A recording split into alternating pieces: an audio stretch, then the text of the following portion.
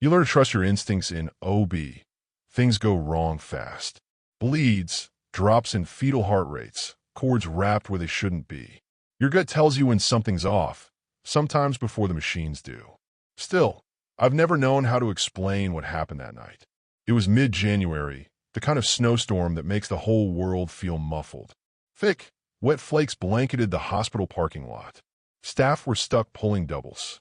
I was 3 hours in my night shift, trying to stay alert on coffee and cold nurses station sandwiches. Around 11 p.m., I was called to room 207, a routine third trimester scan. Healthy 36-week patient, first-time mom, no complications. Her name was Brielle. Young, nervous, sweet. She asked if the baby was okay before I even touched the probe. I gave the standard reassurance. Let's take a look together. And everything was fine. For a while. The baby's heartbeat was clear, strong, steady, a perfect 142 BPM. But then I heard something else. A second pulse. Fainter. At first I thought it was just interference. These machines can pick up echoes, maternal blood flow, sometimes even a neighbor's monitor through thin walls. I adjusted the gel, moved the probe slightly. Still there. But it wasn't matching the baby.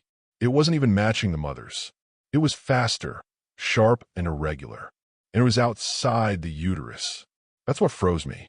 The reading was registering just beneath the skin of her abdomen. Twins? Brielle asked, half laughing, like it was a joke. No, I told her gently. Definitely just one. The second heartbeat continued for 5 more minutes. Then stopped, just as suddenly as it had started. I logged it as artifact. Finished the scan. Smiled, gave her a cup of water, told her she was doing great. But something about the way she looked at me as I left. Like she knew I hadn't told her everything. Around 1:15 a.m., I returned to the same room. Brielle had complained of a tightening sensation, possibly Braxton Hicks. Nothing serious, but I wanted to be sure. I took the handheld Doppler, planning for a quick check. The fetal heartbeat came through clear again. But then it happened, right as I lowered the wand. Another rhythm, right beneath mine. And this time, it synced with my own heartbeat. I could feel it, not in the probe, but in my chest.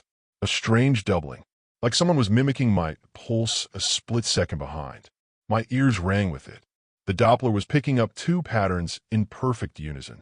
I pulled it away and stared down at Brielle. She was pale. It's happening again, she whispered. The dream. I asked her what she meant. She hesitated, then said, there's someone in my room every night, just standing at the foot of my bed, breathing with me, not touching me, just matching me. Her voice broke. And the weirdest part is, I'm not scared. I wanted to call psych, or at least note her for monitoring. But honestly, something about her didn't feel unstable. She just seemed tired, like someone who had been waiting too long to say something that sounded insane out loud. She gave birth 4 nights later. A healthy baby boy. No complications. Textbook delivery. But I couldn't shake the sense of unease. After delivery, I checked in on her vitals and the baby's one last time before heading home. Her postpartum room was quiet. Soft lullaby, music playing faintly from the wall speakers. The baby was asleep, swaddled neatly. And then I heard it again. That same quick, tight rhythm. Not from her, not from a baby, but from beneath the hospital bed. I checked the vitals monitor. Normal. No anomalies. Still, the sound continued, now louder. I looked underneath the bed. Just storage bins and dust. Nothing that could make noise. I asked another nurse to double-check the equipment. Everything was functioning perfectly. We switched out the monitor. The sound came back. We moved her to a different room. Still came back. For 2 nights, I checked the hallway outside her door during rounds. It always felt cold. One of the nurses complained about the smell of bleach and copper, but there were no spills. No explanation. Then just like that, it stopped. The 3rd night, there was no phantom rhythm. The room felt warmer, brighter. Brielle said she hadn't had any dreams that night. Said it felt like someone had finally gone. I've tried to explain it to myself 100 ways. Fetal monitor interference. Electrical overlap. Sleep-deprived nerves. But I've been doing this for 15 years. I've scanned over 1,000 patients. And not once have I ever seen a monitor mimic my own heartbeat from under someone else's skin. I haven't told Brielle what I heard. I haven't told her that when I pulled the monitor logs, There were 6 minutes of corrupted data, marked with a duplicate patient ID that doesn't exist in our system. But I've made one change. I never scan alone anymore. Not past midnight. Not during storms. Not in room 207. Thank you to all my amazing viewers for joining me in these chilling, emotional journeys. If this story moved you or gave you goosebumps, hit that like button and subscribe to join us deeper in the shadows. Every like breathes life into another tale, and every subscriber becomes part of our growing circle of listeners. Now, take a deep breath, because our next chilling story is just around the corner. There's something about old buildings that holds on to memories, like the walls themselves remember things the people forget. The clinic where I work isn't like most OB/GYN offices. It's tucked in the basement of a former Catholic orphanage, the kind you'd only ever find in the far corners of New York farmland. Long since deconsecrated, long since abandoned, except for the wing we occupy. The rest of the structure is sealed, left to rot. Locals still call it La Casa de la Cruz, the House of the Cross. I try not to think about what went on there before it became a clinic. It was just after midnight when she arrived. Thin, pale, hollow-eyed, like someone who hadn't slept in weeks. Her coat was soaked through.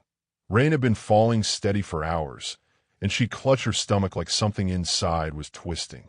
She didn't speak at first, just sat down in the waiting chair and stared straight ahead. There were no appointments scheduled that late. No ID, no insurance. I almost called security, but something stopped me. When I finally got her talking, her voice was papery and strained. Like every word cost her breath. "I need it out," she said. They put it back inside me. I asked what she meant. She didn't clarify. I brought her into the exam room, gently, calmly, keeping the light low. When she lay back, her shirt pulled tight against her stomach. There was no visible swelling, no signs of pregnancy. But when I placed my hand on her abdomen, I felt it. Movement. Not like gas. Not like muscle spasms. This was different. Controlled. Timed. It pressed back against me. Someone was in there. I asked her if she'd had any surgeries. She shook her head. I asked if she'd ever been pregnant. "Not anymore," she said. "They said it was gone. They buried it." But I woke up and it was back. I scheduled her for an ultrasound the next morning. Told her she needed imaging, blood work, a full evaluation. She refused to stay the night. "They come after dark," she said. "They don't like me talking." When she left, I felt relieved. Like a weight had lifted. The air in the clinic felt breathable again, until the lights started flickering. Around 3 a.m., I was finishing paperwork at my desk. Alone. The overhead lights in the old surgical wing, long and used, clicked on one by one. I heard it from down the hall. The buzzing hum of electricity returning to lines that hadn't carried current in decades. Then the breakers started tripping. Not all at once. Sequentially, as if someone was moving room to room, flipping them, each pop louder than the last. I called maintenance. No one answered. By morning, the lights were dead again. I figured it was just the storm messing with the wiring. That's what I told myself, anyway. I didn't expect her to come back. And she didn't. But when I entered the old birthing suite the next morning, just to double-check the breakers, I stopped cold. The leather restraints on the antique birthing chair had been torn. Not just weathered or cracked, but stretched, pulled out of their bolts. The stirrups were slick with something dark and dried. Not rust. Blood. And beneath the chair, soaked deep into the concrete, was a pool of it. Still faintly wet. No signs of forced entry. No footprints. No glass broken. No animals. Just the unmistakable smell of copper and antiseptic. I pulled the security footage from the hallway camera, the only one still functioning down there. 2 hours of silence. No motion. No sound. And then, just before the tape cuts out, one whisper. Sharp, close, like someone speaking directly into the mic. "Next time, it's yours." I couldn't move for a full minute after hearing it. We scrubbed the room, top to bottom. Reported it as vandalism. No one asked too many questions, but I keep thinking about her. About how she looked at me before she left. About the way that thing moved under her skin, like it was testing the limits of its cage. I searched missing persons reports. Checked mental health facilities. No trace. It's like she never existed. But late at night when I walked past that hallway, Empty, sealed, quiet. I swear I still hear something shifting behind the door. Soft, rhythmic, like it's practicing, waiting. I don't know why we thought it was a good idea to turn a lighthouse into a birthing center. Maybe it was the symbolism, light guiding new life safely into the world. Maybe it was the architecture, curved hallways, panoramic windows, that salty breeze pouring in through every crack. It felt sacred, almost quiet and removed. But quiet doesn't always mean safe, and some places are better left alone. We opened Sea-Watch Maternity the previous fall, just before the winter wind started in earnest. The renovations were beautiful. Whitewashed walls, soft seafoam blues, and that view, waves crashing against jagged rocks, just beyond the windows of the second-floor birthing rooms. For the first few weeks, it was peaceful, calming. Our patients said the sound of the ocean helped them sleep. The air felt clean. Then came the night of the stillbirth. She was full-term, healthy, young, and glowing with the kind of hope that makes you forget this job can ever go wrong. The labor was long but steady. Nothing alarming. We expected a beautiful delivery. But when the baby came, there was no cry, no breath, no heartbeat, just silence. And then, at exactly 3:13 a.m., it began. The crying. Not from a mother, not from anyone in the room. From above us. Sharp, piercing, wet like lungs and used air. At first, I thought it was the wind. The lighthouse is old. Things creak. But this wasn't wind. This was a voice. A baby's voice. Only, it didn't match the child we'd just lost. It was too loud. Too angry. I stepped into the hallway, expecting to hear it fade. Instead, it moved, like something pacing across the floor above us, crying all the while. But that didn't make sense. The third floor, the attic, was sealed. Had been for decades. The stairwell had a heavy iron lock and no key on site. We were alone. Or at least, we should have been. The staff told me it was nothing. Pipes, air pressure, seagulls nesting. We all wanted to believe that. But the next night, it came again. 2:57 a.m. This time longer, more ragged. A cry that didn't taper off like real babies do when they tire. It kept going. And then came the worst part. The infants in the recovery wing, all 4 of them, started crying at once. Perfect sync. Same pitch. Same rhythm. Like they were answering. I stood there, staring at their bassinets. Their little bodies clenched. Fistballed. Faces red. Howling with their eyes clenched shut. Every single one of them. And then, just as suddenly, they stopped. Dead silence. We try to find rational answers. We call the maintenance. Asked them to check the pipes, the ductwork, anything that might echo. They said the attic was sealed tight. No access points. No damage. But the next week, a nurse swore she saw something. She was walking patients at dawn, down by the rocks behind the building, when she glanced up. The attic window, a small, fog pane that hadn't been cleaned in years, had a shadow behind it. Someone rocking back and forth. Cradle motion. But there isn't a cradle up there. We never moved anything into the attic during renovations. The only furniture in the whole place was brought in new. We decided to seal the attic. Officially. Weld the hinges, bolt the lock, make it impossible for anyone or anything to get in. That's when we found the bassinet. Maintenance called me up to look at it personally. It was tucked under the eaves. Dust-caked, swollen with moisture. Old wood warped and splintered. The mattress was soaked in brine. You could smell it from the stairs. Salt, rot, seaweed. The nails in the wood had rusted and bent outward, like something had tried to burst through from inside. No footprints in the dust. No rat droppings. No sign of entry or exit. Just that smell. And the low creak of wood rocking, even after we'd stopped touching it. We shut down the center a few weeks later. Officially, it was for renovations, but we never reopened. Management didn't want the staff talking. Some nurses left mid-shift, said they'd been dreaming of waves, of crying under the floorboards. One swore she found kelp tangled in her bedsheets. We moved all the deliveries to a nearby facility inland.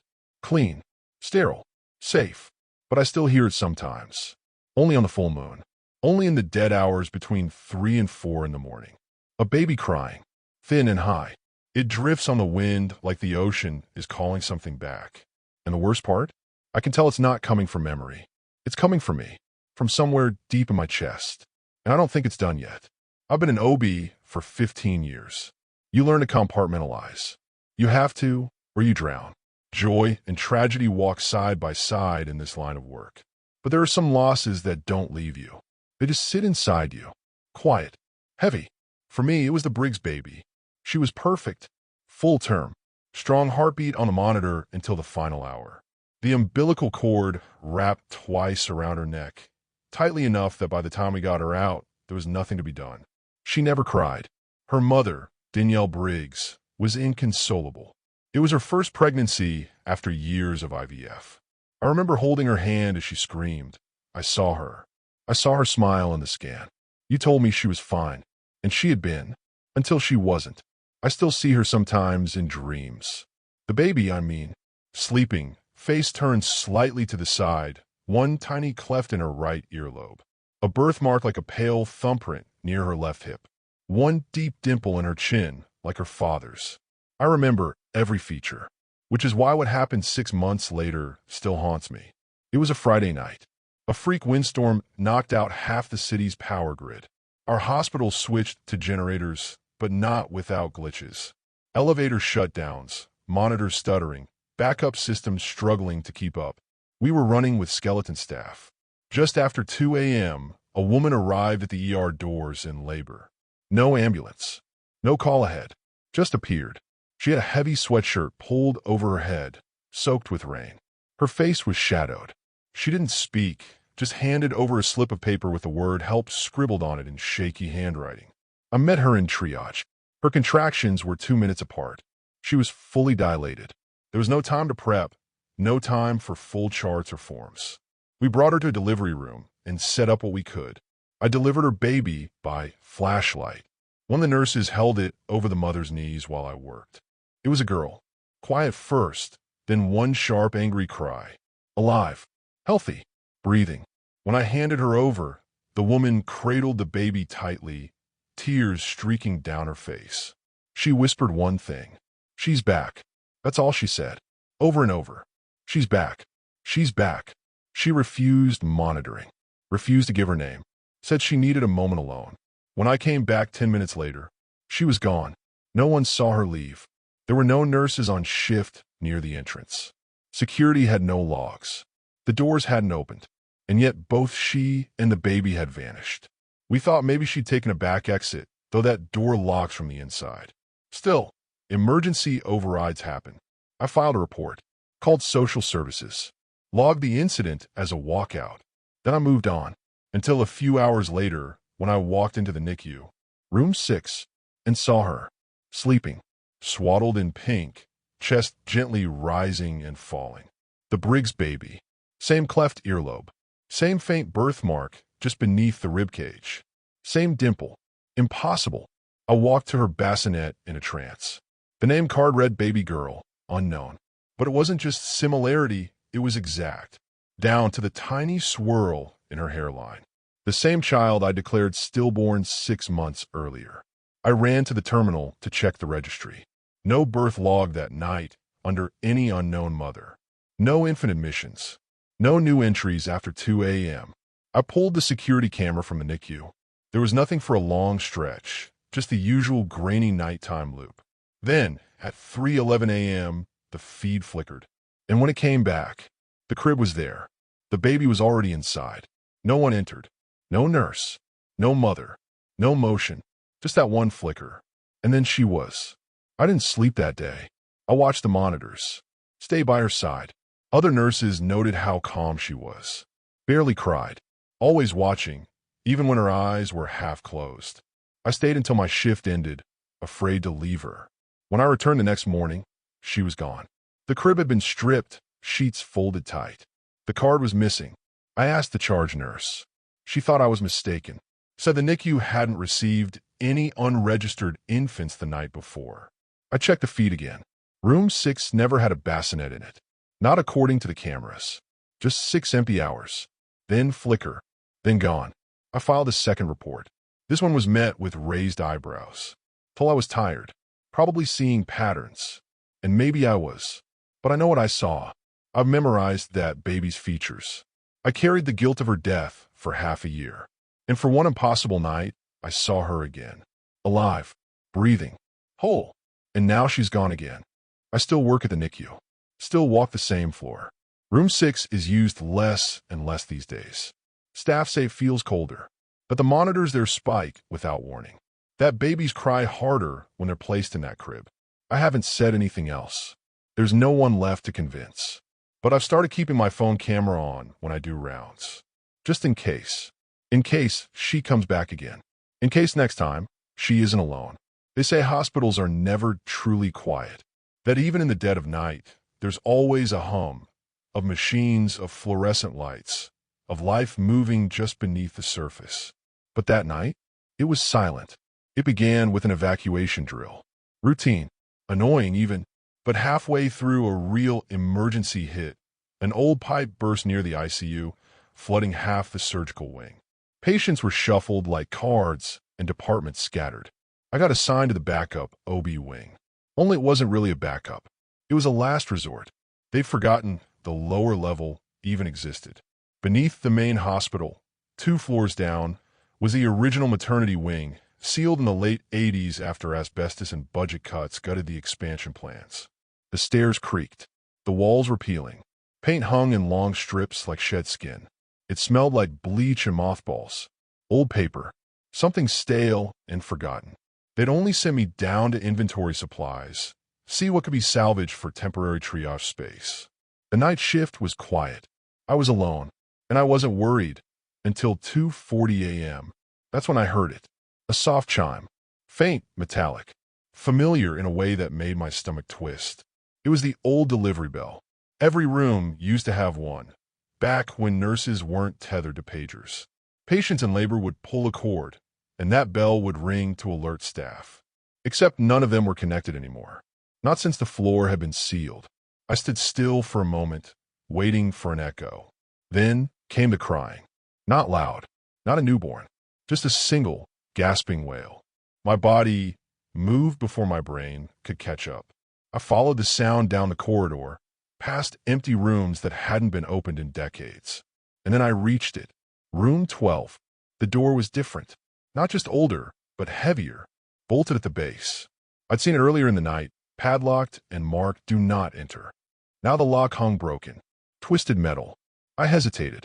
Every part of me said, turn around. Call someone. Leave. But I pushed the door open. The room was lit by a flickering emergency light, casting everything in jaundiced orange. Inside was a rusted gurney, stirrups bent, dried stains in the sheets like old shadows. The air was dense, not just musty warm, like breath had just passed through, and someone was breathing. I heard it. Slow, wet, deliberate. I backed up, heart pounding, unable to pinpoint the source. Then I caught it in the surgical mirror to my right. A reflection. A woman, hair plastered to her skin, gown soaked, arms curled tight around something small, pressed to her chest. I turned around. No one was there. Just empty space. Just the gurney. And on the floor beneath it, a pair of tiny booties. Knit, bloodied, still damp. One toe curled inward like they'd been worn. I left the room in a daze. Climbed the stairs faster than I thought possible. My hand shook as I buzzed myself back through the secured wing. No one believed me, of course. They said the floor was cleared. Sealed. Never reopened after the inspections in '92. Security logs showed no motion detected on that level. But I checked my badge history the next day. Room 12. Scanned at 3:09 a.m. 3 times. I only remember entering once. They've since removed the wing entirely from the hospital blueprints. Said it's too damaged, too unstable. But I know it's still there. And I know I wasn't alone. Sometimes, when I'm on call overnight, I hear the chime again. Faint, like someone pulling the cord, calling for help. And I don't answer anymore. Thank you all for joining me on these deeply human journeys. Your support means the world, and reading your reactions and your own personal experiences in the comments. It's one of the most meaningful parts of this work. If these stories gave you chills or made you pause and reflect, please give this video a thumbs up and consider subscribing for more. We explore the haunting, the emotional, the unexplained, and always with reverence. Have you ever had an experience like John's? Or maybe you have your own story of an unexplainable presence, a quiet moment that still echoes in your heart. I'd love to hear it in the comments below. Each of your stories adds something special to this growing community of listeners, of feelers, of souls who believe there's more out there than we often see. And if someone you know might appreciate a good scare or a good cry, please share this video with them. There's more to come, more stories to tell. And remember, sometimes the scariest tales are the ones that could happen to any of us. Thanks again for watching, and I'll see you in the next video if you dare.